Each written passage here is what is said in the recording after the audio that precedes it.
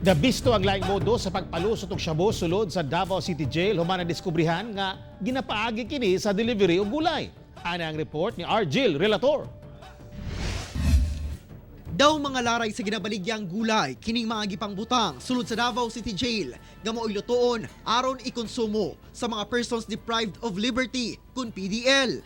Apa na diskubrihan nga nakatago sa dinhi ang dakong pakete sa giingong shabu og 3B nga ikonsumo sa unta sa mga piniriso. Gikan sa mga sinakong gulay, gihabwa kini sa mga personahe sa BJMP og positibo gikan sa usa sa mga sako sa talong nga dunay nakita nga illegal nga droga. Arestado ang nag-deliver nga si Philip J. Salip. Apan gipanghimakak niini nga duna siya kalabutan sa pagpalusot og droga sa jail facility. Wala ko kabalo anak sir. Kanang gulaya sir, gikang bagkiron na sinako na daan, gikarga truck ra ko ada sir.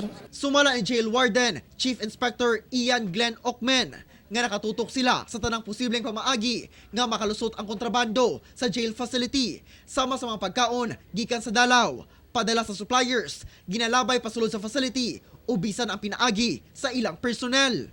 Ang droga, nakikita natin ang kalakaran niya, mag-proliferate siya dahil sa existence of cellphone. Sa niaging semana, usa ka babae sab ang nidakpan sa kapulisan nga mo'y magpasa og droga sa PDL nga dunay hearing sa korte. Kauban si Joe Pascual sa kamera. Ako si Argil Relator para sa One Mindanao.